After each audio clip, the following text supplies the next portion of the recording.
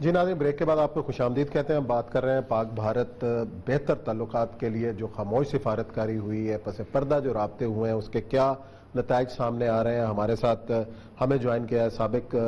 سفیر ہیں، high commissioner ہیں پاکستان کے بھارت کے اندر، جناب باسط، ڈاکٹر عبدالباسط ہیں. ساتھ نعیمہ احمد مہجور صاحبہ ہیں جو BBC سے وابستہ ہیں، کشمیری جرنلسٹ ہیں، کشمیر سے تعلق ہے ان کا. انہوں نے پہلے خبر دی کہ جی دو اعلیٰ شخصیات نے پاکستان اور بھارت کی نے ملاقات کی، جس کے بعد یہ سیز فائر کا اعلان ہوا. اور گزشتہ دنوں گلف کا جو میڈیا ہے اس نے بھی اس خبر کو سامنے ہائی لائٹ کیا کہ رابطوں کے نتیجے میں جو ہے دونوں ملکوں کے درمیان تعلقات بہتر ہو رہے ہیں. اس کی تصدیق کریں گے اور بات چیت شروع کریں گے نعیمہ احمد مہجور صاحبہ سے. نعیمہ صاحبہ، یہ جو رابطے ہوئے، ایک تو کس سطح کے رابطے تھے، اور ان رابطوں کے بعد کشمیر کی صورتحال کے اوپر خاص طور پر کیا اثر پڑا؟ اس کے بعد ہم نے دیکھا کہ سیز فائر کا بھی جو ہے وہ اعلان سامنے آیا. ہمارے پاکستان کے آرمی چیف جنرل باجوہ صاحب نے بھی یہ کہا کہ ماضی کو بھلا کر آگے بڑھنا چاہیے. تو آپ سمجھ رہی ہیں کہ یہ ایک عرصے سے چل رہے تھے رابطے اور اس کے نتائج سامنے آئے؟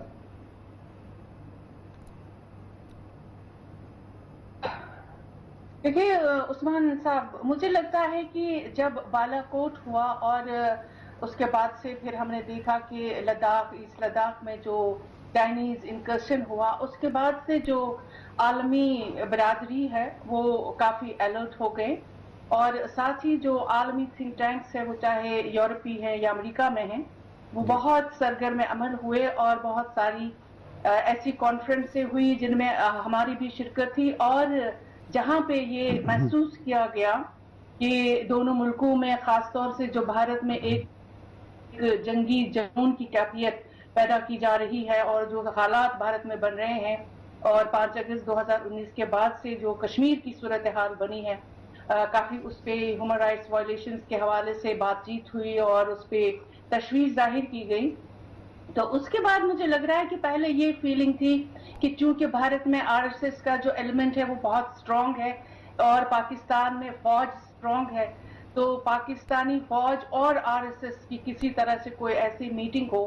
کہ دونوں مل کے اس مسئلے کو کوئی حل تلاش کریں اور دیکھیں. لیکن پھر دیکھا گیا کہ جو دونوں ملکوں کی فوجی ہیں، فوجی افسران ہیں، شاید سیاسی رہنماؤں کے ساتھ ساتھ ان کو بھی میٹنگز میں شامل کیا گیا، اور ایک طرح سے جو بیک ڈور چینلز ہیں ان کی وساطت سے یہ ممکن ہوا کہ دونوں کو پہلے فرسٹ سٹیج پہ، کیونکہ آپ نے دیکھا LOC پہ کافی فائرنگ ہو رہی تھی، ہلاکتیں ہو رہی تھی، تو نمبر 1 سٹیپ انہوں نے یہاں سے شروع کیا کہ چلیے ایک پہلا جو امیڈیٹ ایک سٹیپ ہے سیز فائر ایگریمنٹ کرتے ہیں. اس کے بعد سے جو پھر کشمیر کا مسئلہ ہے، ہمیں اس کو پس پردہ رکھنا ہوگا، کولڈ سٹوریج میں رکھنا ہوگا، یا اس میں مزید کوئی بات چیت کرنی ہوگی. تو مجھے لگتا ہے کہ اس طرح سے یہ صورتحال جو آگے بڑھی ہے، جس میں ڈیفینیٹلی عالمی جو برادری ہے، عالمی تھنک ٹینکس ہے، وہ شامل ہیں، اور ان کی وجہ سے بات چیت کا یہ عمل شروع ہونا اور پھر سیز فائر کا ایگریمنٹ ہونا، اس کا ایک جو ہے حاصل آپ کے ساتھ. جی باسط صاحب، اصل میں کچھ دعوے یہ بھی ہو رہے ہیں کہ خاص طور پہ نام بھی لیا جا رہا ہے کہ UAE کے ایک شہزادہ ہیں، انہوں نے اس میں رول پلے کیا، اور پھر اس کے بعد یہ کہا جا رہا ہے، خبریں جو دنیا کے پریس میں چل رہی ہیں، کہ ایک 20 ایئرز کا ایک پیس پلان جو ہے وہ بھی طے ہو گیا ہے، روڈ میپ بھی طے ہو گیا ہے، تاکہ اس کو ختم کیا جائے ایسکلیشن کو، ورنہ ایک ایٹمی جو ہے اس وقت تھریش ہولڈ ہے وہ دنیا کو متاثر کرتا ہے. آپ کو کیا اندازہ ہے کس لیول پہ؟ کیونکہ ایک جو نام لیے تھے نعیمہ احمد مہجور صاحبہ نے بھی اپنے کالم میں 2 بندوں کے نام لیے ہوئے تھے، ان میں سے محیط یوسف صاحب نے تو انکار کر دیا کہ میری کوئی ملاقات نہیں ہوئی، اور دوسرا اجیت ڈول کا، وہاں سے کوئی انکار نہیں آیا. لیکن ظاہر بات ہے کسی اور لیول پہ. تو آپ کو کیا اندازہ ہے کہ اس سیز فائر، یہ صرف سیز فائر نہیں ہے یا اس سے آگے کچھ چلے گا؟ آگے کی چیزیں آگے کی چیز. جی دیکھیے، جہاں تک سیز فائر کا تعلق ہے، ہم سب جانتے ہیں کہ 2015 ستمبر میں بھی ہمارے جو سابق وزیر اعظم تھے نواز شریف صاحب، انہوں نے اس وقت ایک پروپوزل پیش کی تھی کہ اس جو انڈرسٹینڈنگ ہے 2003 کی، اس کو ہم ایک فارمل ایگریمنٹ پہ ٹرانسلیٹ کر لیتے ہیں، کنورٹ کر لیتے ہیں. تو اس لحاظ سے تو کوئی نئی چیز نہیں ہے، لیکن اس وقت اس کا ہونا کافی اہمیت کا حامل ہے میرے حساب سے. اور یہ جس طرح بالکل مہجور صاحب نے ٹھیک کہا، یہ ایک دن کا واقعہ نہیں ہے، اس کے پیچھے کچھ ماہ کی سفارت کاری ہے بیک چینل پہ. مجھے معلوم تو ہے کہ کون لوگ انوالوڈ اس میں ہے، لیکن میں چونکہ ظاہر نہیں کرنا چاہتا، یا میرے اختیار میں نہیں ہے کہ میں ظاہر کروں جی لیکن مجھے اس بات پہ اطمینان ہے، کیونکہ میں ہمیشہ کہتا رہا ہوں کہ 5 اگست کے بعد 2019 کے بعد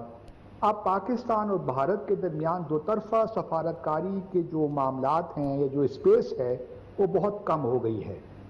اس لیے ہمیں تھرڈ پارٹی میڈیشن کی ضرورت ہے جی اور مجھے اس بات پہ اطمینان ہے کہ اگر یو اے ای انوالوڈ ہے تو یہ اچھی بات ہے، کیونکہ میرا بھی تجزیہ یہی تھا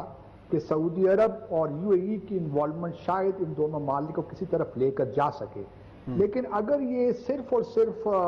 اگر جس طرح آپ کہہ رہے ہیں کہ 20 سال کا پلان ہے، تو یہی مشرف کا جو فارمولا تھا اس میں بھی یہی تھا کہ 20 سال کے بعد پھر ہم رینیو کریں گے، دیکھیں گے سارے جو 4 پوائنٹ فارمولا کی کس طرح امپلیمنٹیشن ہو رہی ہے۔ تو میرا اپنا خیال یہ ہے کہ کشمیر کو ہمیں اپ فرنٹ ڈسکس کرنا چاہیے۔ اگر ہم اسی طرح پڑ گئے، پہلی جو کمپوزٹ ڈائلاگ ہوتا رہا یا اس کے بعد اوفا ایگریمنٹ ہوا یا پھر 2015 میں جوائنٹ اسٹیٹمنٹ دسمبر میں ہوئی کہ تمام ایشوز ڈسکس کرنے ہیں، تو پھر ہم کہیں نہیں جائیں گے۔ پھر بھارت کو یہی موقع مل جائے گا کہ وہ 5-10 سال میں اپنی جو پوزیشن ہے مقبوضہ جموں اور کشمیر میں اس کو کنسالیڈیٹ کرے۔ اس لیے اس وقت جو وقت کی اہم ضرورت ہے وہ یہ ہے کہ ہمارا صرف اور صرف فوکس کشمیر پہ رہنا چاہیے۔ اگر بھارت کشمیر پہ ڈسکشن کرتا ہے، اس کے سلوشن کی طرف نکلتا ہے تو بہت اچھی بات ہے، اگر نہیں کرتا ہمیں پھر اسی وہ پیریفرل ایشو میں گھیر دیتا ہے، تو پھر میں سمجھتا ہوں کہ ہم پھر وہی جو مور آف دا سیم والی بات ہے وہی باتیں دوبارہ کریں گے اور اس کا کوئی حل نکلنا نہیں ہے پھر۔ لیکن حل کیا نظر آ رہا ہے؟ جیسے ڈاکٹر صاحب نے کہا، نعیمہ صاحبہ، کہ ہمیں بات چیت جاری رکھنی، اگر بھارت اس میں دلچسپی نہیں لیتا یا اسی طریقے سے پیرافری میں آ جاتا ہے نا، تو پھر ہمارے پاس حل کیا ہے؟ پھر یہ جو پلان پھر کہاں ایک بات تو بالکل بڑی واضح ہے کہ بی جے پی کے لیے بھی اور کسی دوسری پارٹی کے لیے بھی جو آئینی امینڈمنٹس ہوئی ہیں ان کو تو اب بی جے پی واپس نہیں لے سکتی۔ ٹھیک، اگر آپ کا یہ کہنا ہے کہ ریسٹوریشن کریں 5 اگست اینٹی سچویشن، وہ تو ممکن نہیں ہے۔ ایک طریقہ ہو سکتا ہے کہ اگر بی جے پی جو سپریم کورٹ ہے بھارت کی، اگر وہ ان امینڈمنٹس کو نل اینڈ وائڈ کرے تو یہ ایک فیس سیور مل سکتا ہے، اور وہ یہ بھی ہو سکتا ہے کیونکہ بھارت کی جو سپریم کورٹ ہے وہ بھی کوئی ایسی نہیں ہے، ہم سب جانتے ہیں کہ اچھا نعیمہ صاحبہ، یہ سارے کرائسس کے اندر جب بات چیت دو ملکوں کے درمیان ہو رہی ہے تو کشمیری عوام بیسط پارٹی کہاں کھڑے ہیں؟ ان کے جذبات احساسات کیا ہیں؟ وہ کیا چاہتے ہیں؟ کیونکہ یہ میں تھوڑا سا ایڈ بھی کر دوں اس کے اندر کہ بنیادی طور پر یہ جو امینڈمنٹس انہوں نے ختم کیے ہیں، اس میں کشمیریوں کا ایک اور بھی یہ طبقہ یہی ہے کہ بنیادی طور پر ایک جو انڈیا کے کانسٹیٹیوشن کے اندر ہمیں ایک سپیس ملی تھی، ان سے باہر نکل کے ہماری آزادی کی جدوجہد زیادہ واضح ہوئی ہے اور ہم زیادہ واضح ہوئے ہیں کہ اور ہم لڑ سکتے ہیں۔ دیکھیں، اگر آپ کشمیریوں سے بات کریں گے اس وقت بھی، کہ جیسے ابھی باجوہ صاحب کی ایک تقریر بھی آئی جس میں انہوں نے کہا تھا کہ ماضی کو ہم بھول جائیں گے اور اس سے آگے ہم چلیں گے، دیکھیں گے۔ دیکھیے، کشمیر میں ایک فیلنگ یہ ہے کہ اگر بھارت نے ایک شرط رکھی تھی کہ بھائی دہشت گردی کے خاتمے کے بعد ہی بات چیت کا عمل شروع ہو جائے گا، اور اگر اب بات چیت کا عمل شروع ہو گیا تو کیا پاکستان نے یہ مان لیا کہ وہ دہشت گردی کشمیر میں کر رہا تھا اور اب اس کو ختم کر رہا ہے؟ اس لیے جو کشمیر میں مسلح تحریک ہے، دنیا تو اسے دہشت گردی کہے، کوئی بھی کچھ کہے، لیکن ایک تحریک ہے جو پہلے پرامن تھی اور اس کے بعد سے مسلح تحریک بن گئی، اس لیے کہ کشمیریوں کو اپنے حقوق نہیں ملے۔ ایک تو یہ بات ہے کہ کیا کشمیریوں کی تحریک کو آپ بھی دہشت گردی کی تحریک مانتے ہیں؟ اس کا تو کشمیری چاہتے ہیں کہ کم سے کم اس پہ بات ہو پہلے۔ دوسری بات یہ ہے کہ 2019 5 اگست والا فیصلہ جو ہے، ہمیں یہ بھی پتا ہے کہ بھارت ابھی اعلان کرنے والا ہے کہ ریاست کو واپس اسٹیٹ ہوڈ ملے گا، لیکن اسٹیٹ ہوڈ آپ یونین ٹیریٹری اس کو پہلے بنایا، اب آپ واپس ریاست بنا رہے ہیں، لیکن جو اس کی اندرونی خود مختاری ہے with in the constitution of India, کیا وہ واپس ملے گی؟ وہ کبھی نہیں ملے گی، اور بھارت اس پہ ساری جماعتیں یک زبان ہو کر کہہ رہی ہیں کہ ایسا واپس نہیں ہو سکتا۔ تو کیا پاکستان کی انڈرسٹینڈنگ اس پہ بھی ہے بھارت کے ساتھ کہ اب جو کچھ ہو گیا ہے 5 اگست اس کو بھی بھول جائیں، کیونکہ ہمیں آگے بڑھنا ہے، اقتصادی اس پرزم میں ہمیں سارا کچھ دیکھ کے آگے چلنا ہے؟ تو یہ بہت بڑا اہم سوال ہے. چلیں یہ سوال کا جواب ڈاکٹر باسط صاحب سے میرا خیال ہم لیتے ہیں کہ ظاہر ہے وہ سفارتکار بھی ہیں کہ ہمیں پاکستان کے پاس اب آپشنز کیا ہیں اس حوالے سے. اور دوسری ایک چیز بات صاحب اس پہ ضرور تبصرہ کیجیے گا دونوں سے کہ ہم نے آج تک کشمیر کو ایک بائی لیٹرل ایشو رکھا ہے، جبکہ کشمیری بذات خود اگر اس فریق نہ ہوں تو کیا یہ مسئلہ حل ہو سکتا ہے بائی لیٹرل پہ؟ خواہ باجوہ صاحب بولیں یا وہاں کا آرمی چیف بولے. دیکھیے آپشنز تو آپ کے پاس بڑے لیمیٹڈ ہیں ان دا سینس کہ ایک تو آپ کو انٹرنیشنل سپورٹ نہیں ملی، 5 اگست کے بعد سفارتکاری میں وہ جان نہیں تھی جس کی وجہ سے آپ کو سپورٹ ملتی. ٹھیک. جہاں تک دیکھیے اس کا عسکری پہلو ہے وہ بھی بڑا امپورٹنٹ ہے کیونکہ لیجیٹیمیٹ اسٹرگل ہے، اور جو انٹرنیشنل پرنسپل ہے ایرگو اومنس یہ بالکل اس بات کی تائید کرتا ہے کہ جو آکوپیشن کے خلاف جدوجہد ہے وہ جائز جدوجہد ہوتی ہے، اور یہ بالکل عالمی قانون کے مطابق ہے.